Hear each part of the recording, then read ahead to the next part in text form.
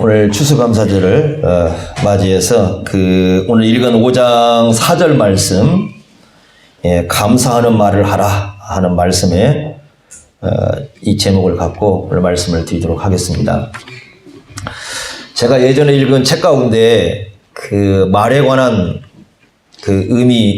말에 관한 의미 있게 읽은 책이 이제 한 권이 있는데, 제 주변에 있는 분들에게 좀 읽어보라고 했는데 사질 않더라고요. 50의 나이를 먹으면서 이렇게 이제 사람들 위에 선배들 이렇게 보니까 이 삶에 있어서 관계가 문제가 많이 되는 경우도 있고 또 말하는 것이 이쁘질 않아요. 그래서 제가 이 말에 대해서 좀 생각해 볼 수 있는 책이 없을까 하고 이제 읽어봤는데, 그 중에 제 마음에 딱 들어오는 책이 하나가 있더라고요. 그게 이제 김범준 씨라고, 기독교인은 아닌데 그분이 쓴 책 가운데 50의 품격은, 50이니까 나이가 맞잖아요. 그죠? 50대 가지고 이제 50된 사람들을 얘기하는데, 50의 품격은 말투로 완성된다. 괜찮죠? 그러니까 50대의 사람들이 말만 제대로 잘해도 사람답게 살 수 있다는 얘기들. 아주 그런 내용인데, 올바른 관계, 그러니까 사람들과 올바른 관계를 맺기 위해서는 품격 있는 말을 좀 사용하라.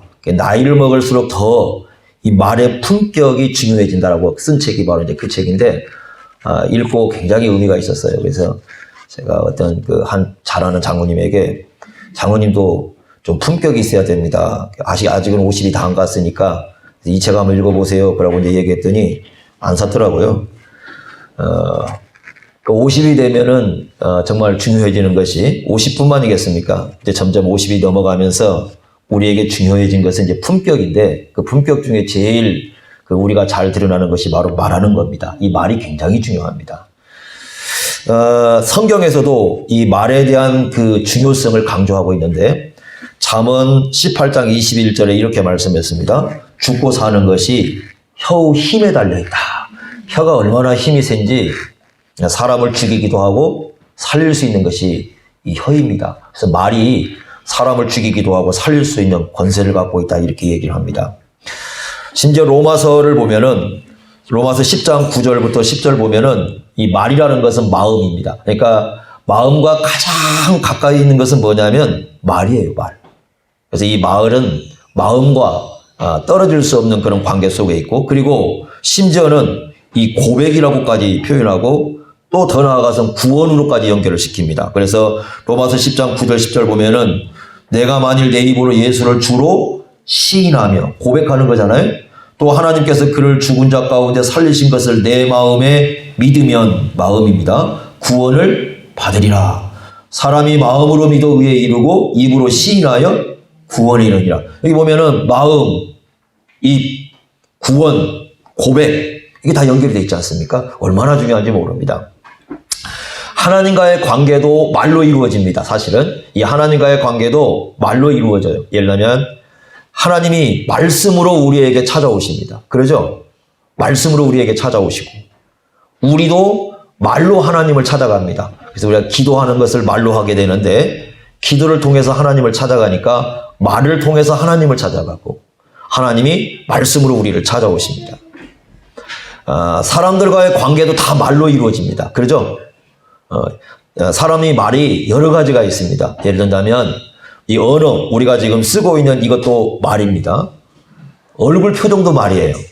여러분들이 쓰고 있는 얼굴 표정이 있지 않습니까? 뭔가를 다 말해주고 있습니다. 그래서 제가 오랫동안 목회를 해보니까 얼굴 표정을 보면 되게 무슨 생각하고 있는지, 어떤 마음을 갖고 있는지 다는 모르지만 짐작은 합니다. 그러니까 표정 관리 잘 하셔야 됩니다. 말의 톤도 말입니다. 말의 높낮이가 그 사람의 언어를 결정해 줍니다. 말이 얼마나 높은지, 얼마나 낮은지, 어떤 말을 하는 이 말의 톤 자체도 우리의 말을 결정해 줍니다. 그 다음에 우리의 제스처, 이 몸의 제스처도 사실 언어입니다. 어떤 제스처를 취하냐에 따라서 내가 그 사람에게 뭔가를 의사전달을 하고 있기 때문에 이 제스처조차도 언어입니다. 심지어는요, 상대방의 말을 듣는 것도 언어입니다. 왜 그러냐면, 내가 상대방의 말을 주의 깊게 듣는다는 얘기는 내가 당신에게 관심도 있고 당신의 말을 이해하고 있다는 뜻이에요. 그것도 언어예요. 그러니까 우리는 어떻게 생각하면 사람들과의 모든 관계는 언어를 통해서 이루어진다고 볼 수가 있어요. 그래서 언어라는 것은 굉장히 중요한 의미를 갖습니다. 성경에서는 그렇게 가르쳐 줍니다. 자, 여러분들이 에베소서를 보았는데요. 오늘 감사절기니까 이 에베소서에는 감사라는 말이 3번 나오죠. 중요하게 나오는데요. 3번 중요하게 나오는데 그것이 어떻게 나오냐면 그 구절을 한번 잠깐 보겠습니다. 한 번은 1장 16절 보겠습니다. 1장 16절 한번 가보세요. 네. 에베소서 1장 16절 이렇게 말씀을 하죠.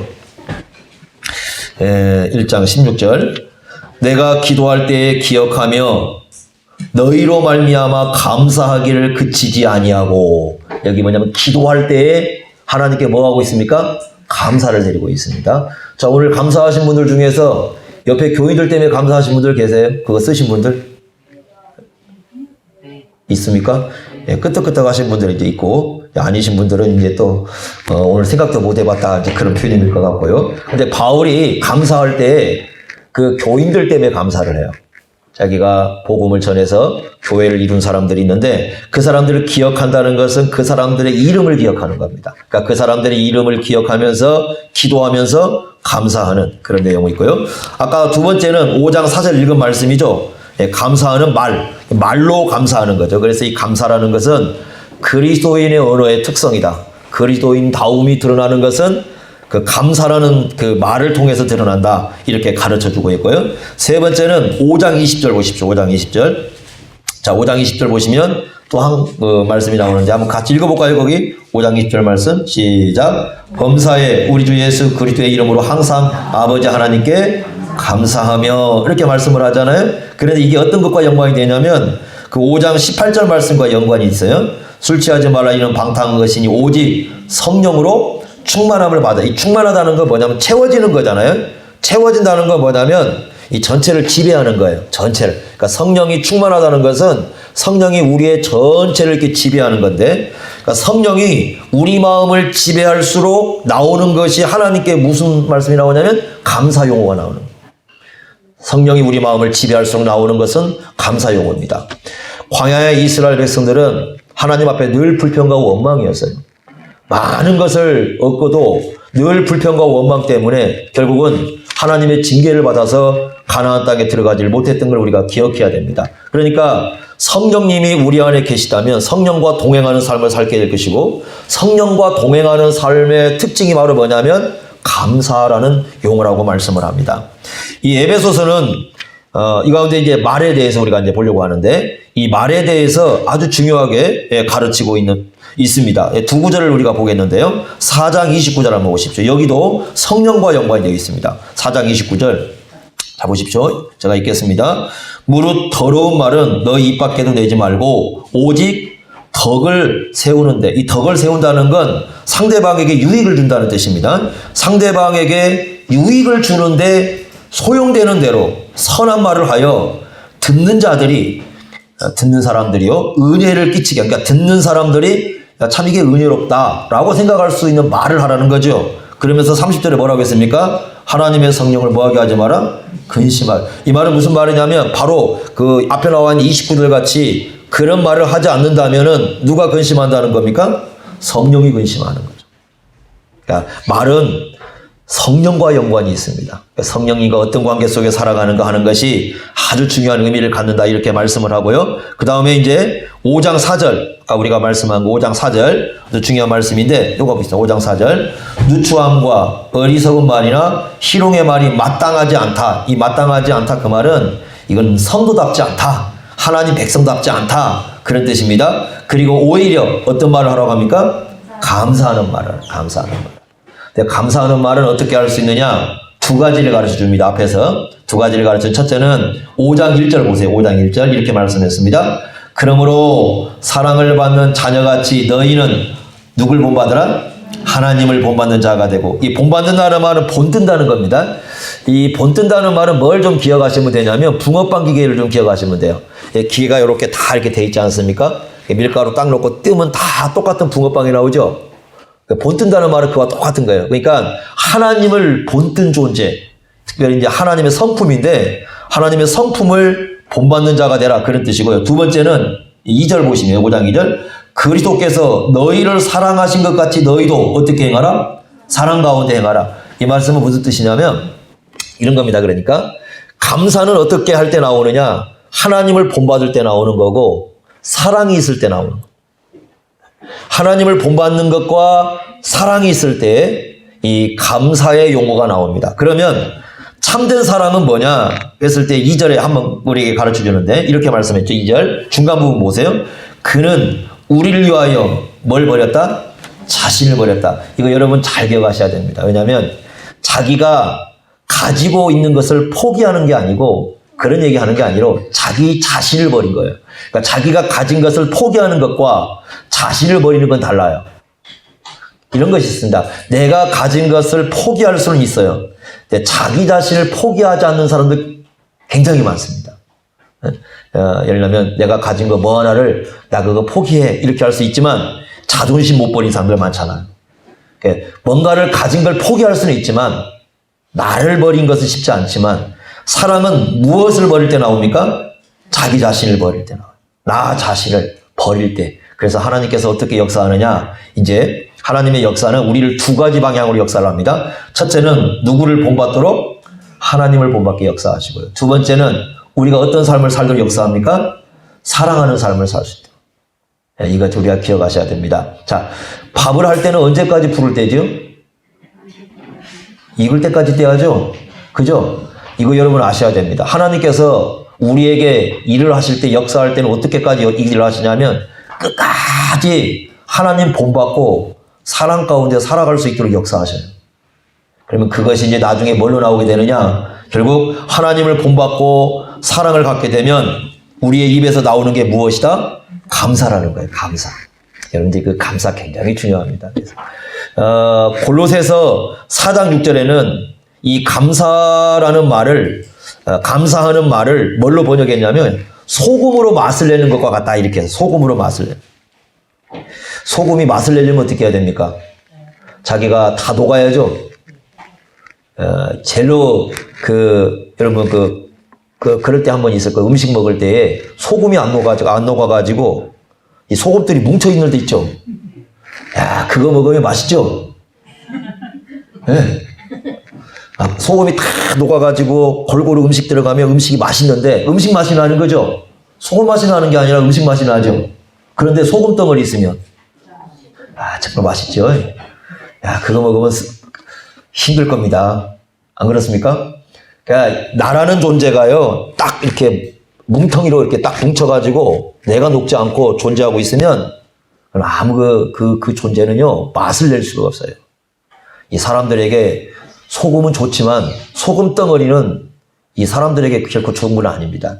이게 다 녹아서 들어가야 음식 맛을 내듯이 우리 자신들이 녹아져 가야 진정으로 이 사람들에게 유익을 끼칠 수 있는 거죠. 그래서 거기에서 보면은 마치 소금에 이렇게 비유를 해서 이 말이라는 것을 얘기를 하고 있습니다. 영어로 감사하다는 말하고요, 어원이 같은 것이 무엇이냐면 생각하다는 말이에요. 땡큐 그러잖아요. 거기 THA가 쓰잖아요. 생각하다는 말은 think죠. I를 쓰죠. 한자만 달라요. 그러니까 생각하다는 말과 감사하다는 말은 어원이 같아요. 그 말은 무슨 말이냐면 생각할 줄 아는 사람이 뭐 할 줄 안다? 감사할 줄 안다. 그래서 제가 여러분 그 주보를 보시면요, 어디를 보시냐면 맨 뒷장에서 앞으로 한번 넘겨가 보세요. 거기 보시면 그 12가지 그 감사, 하루에 12번 감사하라고 그 내용, 이거 미국 교단에서 이제 했던 거 제가 올려놨는데 그 아래쪽에 한번 더 내려와 보세요. 알퐁스카라는 사람이 1856년에 했던 말 하나를 제가 써놨습니다. 거기 아주 좋은 말인데 한번 같이 읽어보겠습니다. 거기 시작. 장미들의 가시가 있기에 불평할 수도 있고 가시에 장미들이 있어서 기뻐할 수도 있다. 자, 이게 무슨 말이냐면 똑같은 걸 보는 거죠. 똑같은 걸 보는데 어떤 사람은 장미가 꽃이 딱 피어 있는데 그 가시가 있잖아요. 그 가시를 보고 왜 가시가 있어가지고 이렇게 불평하는 사람이 있어. 어떤 사람은 가시가 있는데 그 뭐가 피어 있어요? 장미가 있으니까 그 장미를 보고 뭐 하는 거냐면 와, 예쁘다고 기뻐할 수 있어요. 여러분은 어느 스타일입니까? 스타일이 있어요. 그러니까 감사는 이 장미가 예쁘게 피어 있는데 가시가 있다고 늘 가시만 보면서 왜 이런 게 여기에 있어라고 하면 뭐가 나오냐면 불평이 나오는 거고, 가시가 있음에도 불구하고 그 꽃을 보는 사람들은 뭐가 나오고요? 감사가 나오고. 그래서요, 똑같은 것인데 생각하는 것에 따라서 감사할 수도 있고 불평할 수도 있습니다. 그래서 이 감사라는 것은 이 사람의 마음에 따라 달라지는데, 프란시스 셰퍼라는 유명한 신학자가 뭐라고 얘기하냐면 인류의 첫 번째 범죄는 감사하지 않는 데 있다. 감사를 잊어버린 데 있다. 근데 그게 맞습니다. 왜 그러냐면 여러분들이 성경을 한번 창세기를 들여다보시면 하나님께서 최초로 만든 사람이 누구죠? 아담과 하와죠. 근데 아담과 하와를 만들 때 어떻게 만들었냐면 동물들과 다르게 만들었죠. 하나님의 형상으로 만들어 놓으셨어요. 얼마나 존귀합니까? 하나님 형상으로 만들었으니 그 인류 역사에 이 세상에 존재하는 것 중에 하나님을 닮은 존재는 인간밖에 없어요. 하나님을 닮을 수 있는 가장 고귀한 존재로 만들어 놓으셨고, 심지어는요 만물을 다스릴 수 있는 왕으로 세우셨다니까. 에덴 동산에 왕으로 탁 세워놓으시고, 그 다음에 에덴 동산에 그 많은 과일들을 두시고, 이것보다 훨씬 많을 겁니다. 그 많은 과일을 두시고 마음껏 먹으라고 하셨어요. 그죠? 마음껏 그 과일을 먹으라고 말씀하셨어요. 또 심지어는 하나님의 말씀을 받을 수 있는 존재로 삼으셔가지고 하나님의 말씀을 주셔가지고, 야, 내가 이렇게 얘기하니까 이 얘기를 듣거라 라고 말씀도 주셨고, 부부로 한 몸이 되도록, 그래서 아담에게 가장 아름다운 여인 하와를 이 아내로 주셔가지고 부부로 함께 살아갈 수 있도록 그렇게 하셨습니까? 감사할 일이죠. 근데 아담과 하와는 한 번도 하나님께 감사했다는 말이 나오지 않습니다. 아무리 많은 걸 주어도, 아무리 풍성한 걸 주어도, 아무리 그 사람에게 좋은 걸 주어도 그 심령이 하나님을 향해서 열려있지 않으면 감사 용어가 안 나옵니다. 그래서 로마서 1장 21절에 뭐라고 그랬느냐면 죄 중에 무서운 죄가 뭐냐면 감사하지 않는 죄라고 말씀하고 있어요. 하나님을 알지만 하나님을 영화롭게도 하지 아니하고 감사하지도 아니하고, 감사하지 않는 게 죄예요. 경건한 사람은 감사가 있고 불경건한 사람은 감사하지 않습니다. 이게 다릅니다. 그래서 우리가 이 감사라는 것은 굉장히 중요합니다. 그러면 감사라는 삶을 살기 위해서 어떻게 해야 될까? 제가 이제 성경을 통해서 3가지 정도 한번 말씀을 드리겠습니다. 첫 번째는 뭐냐면 우리에게 익숙한 것을 새롭게 바라볼 수 있는 좀 눈이 필요합니다. 감사하기 위해서는요. 굉장히 중요한 부분인데, 그 프랑스의 그 작가 그 생 땡쥐페리가 어린 왕자를 쓴 사람인데, 그분이 이런 얘기를 했다고 그래요. 어떤 얘기를 했냐면, 그 주보에 우리 예배 순서 아래쪽에 좀 비슷한 얘기 나옵니다. 이런 얘기를 했습니다. 익숙함에 속아서 소중함을 잃지 말라. 익숙함에 속아서 소중함을 잃지 말라. 이런, 어린 왕자에 나왔다고 해가지고 어린 왕자를 4번인가 읽었어요. 제가 이번 주에. 안 나와요. 거기 없어. 인터넷에 이 얘기가 어린 왕자에 나왔다고 했는데 순 거짓말이야. 다 베껴 쓴 거야, 내가 보니까. 인터넷에 나온 말 하나도 이거 없어. 이거 안 나와요. 어린 왕자 원본을 다 읽어보니까 아예 나오질 않아요. 그래서 이게 내가 못 찾은 건지 안 나온 건지 모르겠지만 인터넷 믿지 마세요. 거기 안 나온 얘기니까. 근데 어린 왕자에 나온 얘기는 아니에요. 근데 이 말은 굉장히 의미가 있어요. 이 사람들이요, 날마다 삶을 살다 보면 뭔가 익숙해집니다. 익숙하다 보면 잃어버리는 게 뭐냐면 소중하다는 사실을 잃어버려요. 여러분, 날마다 태양을 보죠. 태양을 봅니다. 그러죠? 날마다 태양을 보면 이게 일상이 되거든요. 그러니까 일상이 되면 오늘 아침에 태양이 뜨는 게 익숙해져요. 그러니까 익숙해지면 이 태양을 보는 걸 놓고 소중하다는 생각을 하지 않습니다. 그런데 어느 날, 이렇게 한번 어느 날 우리의 눈이 보이지 않는다고 생각해 보세요. 어느 날 갑자기 아침에 눈을 떴는데 아무것도 보이지 않습니다. 그럼 이게 평생을 이제 간다고 생각해 보세요.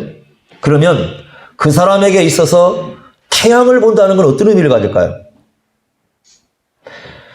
태양은 여러분들이 얼마나 또 태양이 참 중요한 거냐면, 태양은 이렇게 빛이 쫙 내려지지 않습니까? 태양이 내리려면은 그 태양이 내리는데 사물하고 여기 존재하는 사물하고 이 물건들하고 태양이 부딪힐 때에 우리는 굉장히 아름다운 것을 보게 됩니다.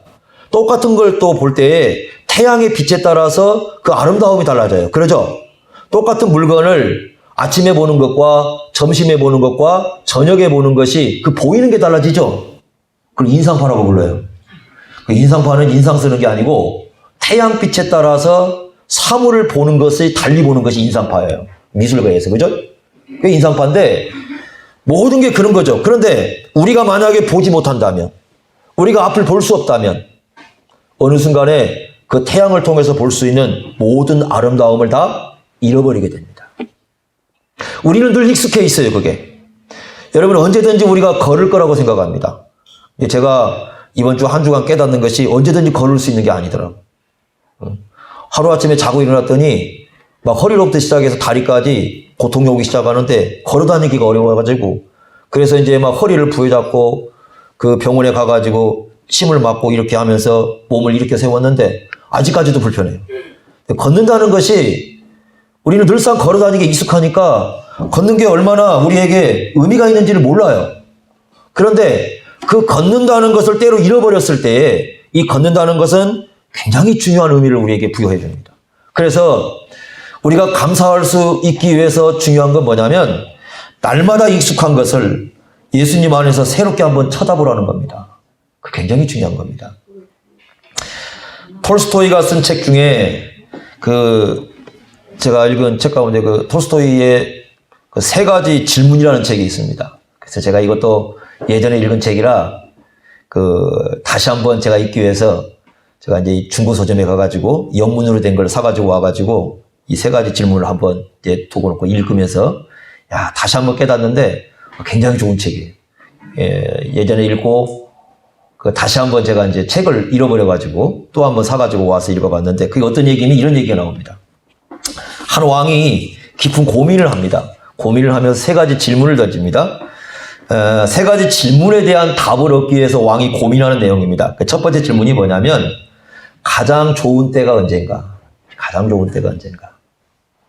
두 번째는 가장 중요한 사람이 누군가? 가장 중요한 사람이 누군가?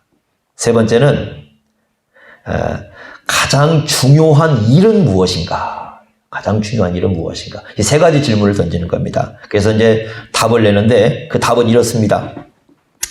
가장 좋은 때는 언제냐? 오늘이라는 순간이고 지금이라는 순간이다. 왜냐하면 지금이라는 순간은 나중에 안 올 수도 있는 시간이니까. 그러니까 지금이라는 시간이 가장 우리에게 좋은 시간이다. 가장 중요한 사람은 누군가? 지금 내가 만나고 있는 사람, 지금 내가 마주하고 있는 사람이다. 아무리 사람이 친해도요, 내가 그 사람을 다시 만난다는 보장은 우리에게 그렇게 썩 많이 주어지지 않습니다. 여러분, 그 이태원 사건이라든가 이런 거 보면 알지만 하룻밤에 그렇게 그런 일이 발생할지 누가 압니까? 우리에게는 어느 시간에 어떤 일이 발생할지 모르는 거죠. 그러니까 가장 중요한 사람은 뭐냐면 내가 지금 함께 있는 사람. 세 번째로 가장 중요한 일은 무엇이냐? 지금 내가 하고 있는 일. 지금 내가 하고 있는 일. 사람들은요, 더 큰 일을 하겠다고 지금 내가 하는 일에 대해서 소홀히 하는 경향이 굉장히 많습니다. 그러나 지금 내가 하고 있는 일이 가장 중요한 일이 될 수 있습니다. 우리가 그런데 이런 것이죠. 익숙해져 버리면 어떻게 되느냐? 지금 사는 시간의 귀중함을 잃어버리고요. 지금 내가 만나고 있는 사람의 소중함을 잃어버리고 지금 내가 하고 있는 일의 소중함을 잃어버려요. 그리고 잃어버리고 난 후에야 깨닫습니다. 그것이 얼마나 우리에게 귀중했는가를. 우리가 익숙함에서 벗어나려고 한다면 날마다 우리가 맞이하는 시간, 날마다 우리가 만나는 그 사람들, 날마다 우리가 하고 있는 그 일을 예수님 안에서 좀 새롭게 보셔야 됩니다. 좀 낯선 타자처럼 이렇게 좀 보셔야 돼요. 우리가 그것이 굉장히 중요합니다. 그래서 아침에 일어나면서 엄마와 그 딸이 얼굴 마주 볼 때 오늘도 낯설다 이렇게 늘 보는 게 네 얼굴이 아니라 오늘 낯설다. 그 낯설다는 것이 너 나와 관계가 없다 그 뜻이 아니라 너 오늘 정말 새롭구나. 내가 너와 오늘 만나는 것이 정말 이게 하나님께서 허락하신 새로운 것이구나. 이런 그런 마음을 날마다 우리에게 만나는 시간 속에서 좀 그런 마음이 좀 필요합니다. 내가 하는 일도 학생들 공부하는 거 마찬가지죠. 지겨워 죽겠어. 익숙하니까 지겹지. 그죠? 날마다 한번 새롭게 한번 생각해 보세요. 내가 맞이하는 그 공부도 오늘 나에게 힘이 있으니까 생명이 있으니까 공부하는 거고 눈으로 떠서 글자가 보이니까 공부하고 글자 이해하니까 공부하는 거지. 안 그래요? 우리 같이 나이가 어두침침해지면 책 봐도 못 읽어. 글자가 두 개로 보였다가 작게 보였다가 크게 보였다가 공부하고 싶어도 못할 때가 많아요. 근데 우리 아이들은 그렇지 않잖아. 그죠? 그것도 감사한 거지. 날마다 그러니까 우리에게 주어지는 것들을 한번 새로운 관점으로 들여다보라는 겁니다. 그러면 감사하는 삶을 살 수밖에 없어요. 두 번째는 그리스도의 사랑을 항상 기억하는 겁니다. 예수님의 사랑은 아가페 사랑인데 이거 예수 믿는 사람들만 할 수 있는 얘기예요. 예수 믿지 않는 사람들은 예수님의 사랑을 알지 못하니 이런 얘기 할 수 없겠죠. 그죠? 근데 예수 믿는 사람들은 항상 그리스도의 사랑을 기억할 필요가 있습니다. 로마서 8장 13장 8절에 이런 말씀이 있습니다. 피차 사랑의 빛 외에는 아무에게든지 빚도 지지 마라 그랬는데 우리는 모두가 다 어떤 사람들이냐면 빚을 지고 있는 사람인데 그 빚이 무슨 빚이냐고 말씀하냐면 사랑의 빛이라고 말씀해요. 빚진다는 개념은 로마서에서 말씀하고 있는 빚진다는 개념은 이런 거예요. 내가 누구한테 뭔가를 빌려서 빚진 개념이 아니고 예를 들자면 맡긴다는 개념입니다. 제가 이제 우리 집사님한테 집사님 요거 저쪽에 다른 집사님 좀 주십시오 라고 이렇게 얘기할 수 있잖아요. 그러면 그분은 그걸 전해줄 때까지는 빚을 지고 있는 거예요. 로마서에서는 이런 빚을 그 복음을 빚진다는 것과 사랑을 빚진다는 그런 말씀을 쓰고 있는데 우리는 다 사랑을 빚진 사람이다. 왜 그럴까? 우리를 누가 사랑하시기 때문에? 하나님께서 사랑하시기 때문에. 그러면요 우리의 삶을 사랑의 관점으로 한번 들여다볼 필요가 분명히 있습니다. 인생을 볼 때 인생은 가끔 돌아볼 때에 내 인생에서 이 부분은 좀 떼어내버리고 싶은 이게 내 인생이 아니었으면 좋겠다라는 생각을 할 때가 있을 거예요. 우리 어느 시간 속에서 이거 내 인생에 좀 떼어내버리고 싶은 어떤 그런 시간. 가끔은 내 인생에 왜 내가 이 사람을 만났지? 만나지 않았으면 좋았겠다 라는 생각하는 사람이 있을 거예요. 아마 그런 사람들이 우리 삶 속에 가끔 있을 수 있습니다. 그런데 그걸 좀 바꿀 필요가 있습니다.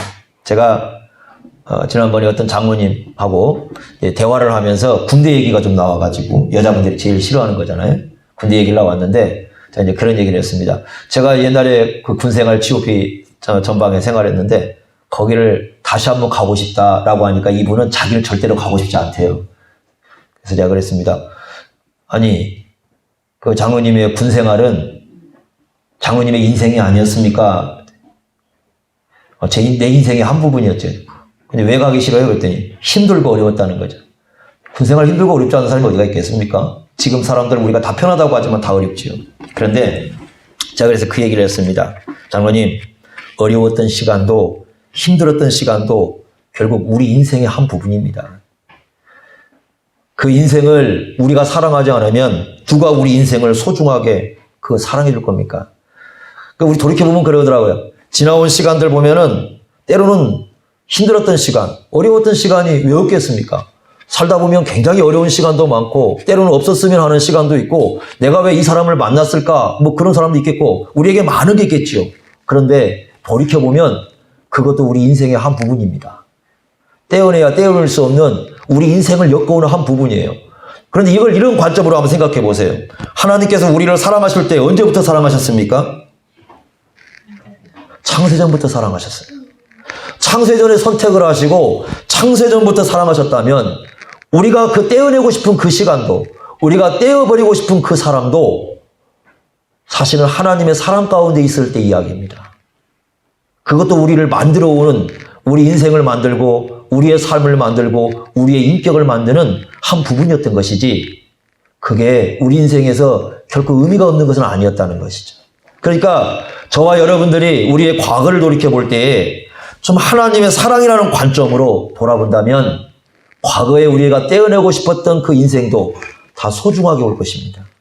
감사로울 것입니다. 그리고 그렇게 하다 보면 지금 시간도 하나님께서 우리에게 주신 것이기 때문에 소중한 것이고 미래도 우리가 소중하게 소망할 수가 있는 거예요.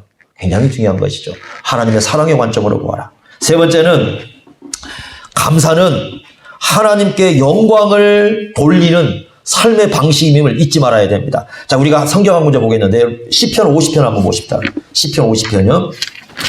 많은 사람들이 하나님께 영광을 돌린다고 하는데 어떻게 하나님께 영광을 돌리는지 한번 시편 50편을 보겠는데요. 22절, 23절 한번 보십시오.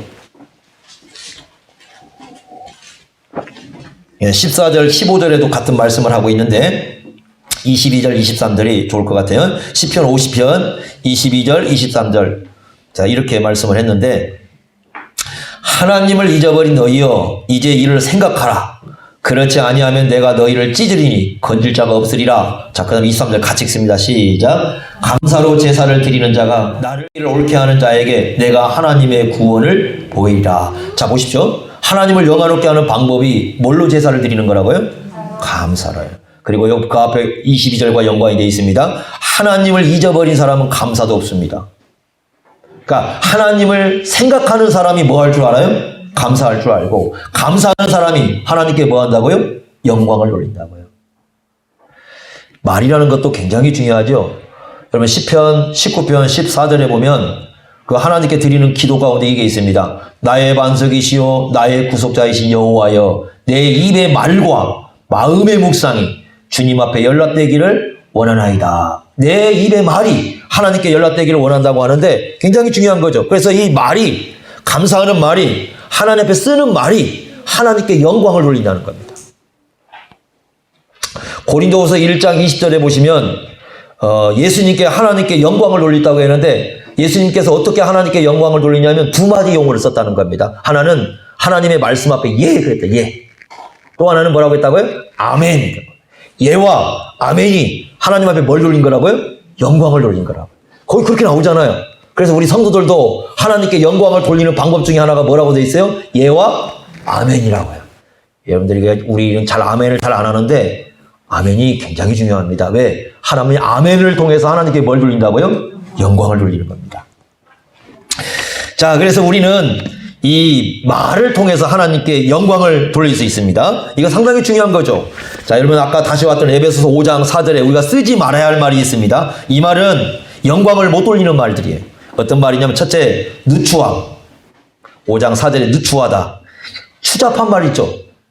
좀 비열하다. 이 뜻이 비열하다는 뜻인데 좀 비열한 말이 있어요. 요거 영광 돌 때 못 돌리고. 두 번째, 어리석은 말. 어리석다는 말은 생각 없는 말.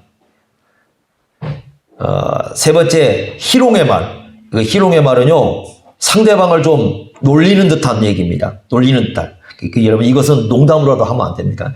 제가 결혼하면서 결혼하기 전에 책을 좀 갖다 놓고 읽으면서 결혼 생활을 잘하기 위해서 어떻게 해야 될까 하고 이제 그 책을 좀 갖다 연구를 좀 했었습니다. 그때 10권 좀 이상을 좀 갖다 놓고 이렇게 책을 공부하면서 거기서 이제 뭘 배우게 됐냐면 몇 가지 이제 배우게 된 게 뭐냐면, 첫째는 그 아내 이름을 부르는 거 있지 않습니까? 거기서 이제 깊이 깨달은 거예요. 그래서 평생, 내가 아내를 이름을 부르어야 되겠다. 이게 왜냐하면 상당히 중요하더라고요. 아내가, 엄마들이 이름이 없어요. 나중에 가다 보면. 그래서 이제, 존중의 의미. 근데 이제 저보다 더 심한 분이 계시더라고요. 얼마 전에 조엘 비키라고 유명한 개혁주의 신학자가 왔는데 그분이 자기 아내를 부를 때 뭐라고 부르냐면 마이 퀸 그래요. 나의 여왕이래. 깜짝 놀랐습니다. 저보다 더 심한 사람이 있더라고요. 나의 여왕께서 이러시더라고요. 얘기하는데 와, 그분 대단한 분이거든요. 그 개혁주의 신학자 중에서 아주 유명한 분인데 그거 부르고 제가 더 놀랐습니다만은 그러면서 가만히 보니까 거기에 이 해서는 안 되는 세 가지가 있더라고요. 그리고 이제 이게 부부간에 잘 관계를 유지하기 위해서 아주 중요한 것들이 몇 개가 있더라고요. 그래서 이제 예를 든다면 어떤 것들이 있냐면 첫째는 제가 보니까 싸움할 때 싸울 수 있는데 아니면 뭐 얘기할 때 절대로 상대방의 집안을 건들지 마라. 너희 집안이 이렇더라. 너 집안이 이렇더라. 요 말 하지 말라는 거야. 요 말하면 반드시 싸웁니다. 싸우면 그 말해요. 어디 못 배웠다느니 너 집안에서 그렇게 가르친다느니 막 이런 소리 하잖아요. 얼마나 이게 상대방을 갖다가 무시하는 말. 이거 하지 마, 이거 하면 안 돼. 이거 하지 마라. 제가 이제 아내하고 가끔 싸울 수 있겠죠. 우리도 싸워요. 안 싸운다고 생각하지 마시고. 그런데 집안 얘기 안 씁니다. 집안 얘기 절대 하지 않습니다. 아내도 않지만 저도 안 씁니다. 이게 굉장히 중요합니다. 두 번째는 상대방의 신체를 건들지 않아요. 그거 참 안 좋은 건데. 키가 어떻다느니, 당신의 얼굴이 어떻게 생겼다느니, 이런 거 있잖아요. 그 신체 용어를 절대 건드리면 안 됩니다. 서로가. 이건 아주 예의입니다. 왜 그러냐면, 그 사람하고 결혼한다는 것은 그 사람의 그 모든 걸 다 받아들이는 거잖아요. 그것도 내 인생이고, 내가 사랑해야 할 부분이 내가 아껴야 할 부분이지, 그걸 놓고 우리가 이렇다 저렇다 얘기하면 안 되는 거죠. 그래서 저는 평생 동안 아내한테 물어보면 알겠지만은 아내에 대해서, 신체에 대해서 일절 말하지 않습니다. 그냥 다 아름다운 거예요. 받아줬으면 아름다운 거죠. 그 인생을 함께 받아들인 거니까. 그게 삶인 거죠. 이거 이제 두 번째 깨달은 거고요. 세 번째는 뭐냐면, 다투더라도 절대 상대방의 인격을 모독하는 말을 하면 안 됩니다. 이거 꼭 젊으신 분들은 꼭 기억하십시오. 인격 모독하는 말을 하면 안 돼요. 네? 그래서 욕한다든가, 또 아니면 상대방에 대해서 좀 자존심 깎일 듯한 그런 얘기를 딱 꺼내가지고 막 뒤집어 놓는다든가, 이런 거 있잖아요? 절대 하시면 안 됩니다. 그건 관계 깨다는 겁니다. 네, 이런 것들을 우리가 쓰면 안 되는 거죠. 그래서 왜 그러면 안 되느냐? 나중에 이제 우리가 예수 믿고 났으면 하나님의 임재가, 예수님이, 성령님이 우리 가운데 오셨는데 성령님이나 삼위일체 하나님이 그런 말을 쓰신 적이 없어요. 예수님을 찾아온 사람 중에 누구도 예수님으로부터 인격 모독을 당한 사람이 없어요. 예수님을 찾아온 사람 중에 어느 누구도 예수님이 이런 것 가지고 공격한 적이 없어요. 그러니까 그걸 기억할 필요가 있습니다. 그래서 우리가 사용해야 되는 말은 위로의 말, 또 성경에 얘기한 것처럼 친절의 말, 우리의 입이 참 친절해야 돼요. 그 다음에 자비로운 말. 이게 여러분들이나 저나 나이를 먹을수록 더 그래야 돼. 나이를 먹을수록 더 옹졸해지고 더 이렇게 속 좁아지고, 그게 아니라 나이를 먹을수록 좀 사람을 생각할 자비가 있어야 되고, 나이를 먹을수록 더 좀 친절해질 줄 알아야 되고, 나이를 먹을수록 좀 더 상대방을 위로할 줄 알아야 되고. 여러분, 나이 먹으면 힘으로는 못 하잖아요. 그러나 우리가 더 그래야 되고, 또 사람들에게 영적으로 좀 유익을 줄 수 있고, 신앙을 좀 세워줄 수 있고, 좀 그런 얘기들을 우리가 해야 되는 게 굉장히 중요합니다. 여러분, 이런 얘기 기억하시잖아요. 옛날에 아이들이 연못에 가가지고 개구리를 맞추기 위해서 돌멩이를 던집니다. 그냥 개구리들이 모여가지고 집단항의를 합니다. 제발 돌 좀 던지지 말라고. 그랬더니 소년들이 뭐라고 하냐면, 우리가 너희에게 돌을 던지는 것은 너희들을 죽이려고 하는 게 아니라 그냥 장난치는 거야, 이렇게 얘기합니다. 그랬더니 개구리가 하는 얘기가, 당신들은 장난이지만 우리에게 목숨이 왔다 갔다 합니다. 그 말이 무슨 얘기겠습니까? 사람이 말이요, 농담을 할 수 있는데 그게 어떤 사람에게는 치명적인 상처가 될 수가 있는 거죠. 그러니까 그래서 이 말하는 것이 굉장히 중요합니다. 제발 여러분, 우리 그리스도인들은 이 표정도, 아까 언어라고 그랬지 않습니까? 표정도 잘 관리하셔야 돼요. 그래서 얼굴에 감사가 넘칠 수 있는 표정을 지어야지 얼굴을 무기로 삼지 마세요. 우리 그리스도인들은 얼굴이 무기가 되면 안 돼요. 이게 사람이 가까이 할 수 있고, 좀 친절을 느낄 수 있고, 사랑을 느낄 수 있고, 감사를 느낄 수 있고, 그래야지 그 얼굴이 그냥 늘 짜증과 미움과 시기와 이런 게 얼룩져가지고 그것이 상대방에게 고통을 준다면 그것도 그리스도인다운 것은 아닙니다. 우리 예수 믿는 사람들이 그래서 예수님의 그 인격과 품격을 이 언어를 통해서 드러낼 수 있을 때, 그게 하나님 걸 영화롭게 한다는 걸 우리가 잊지 말아야 됩니다.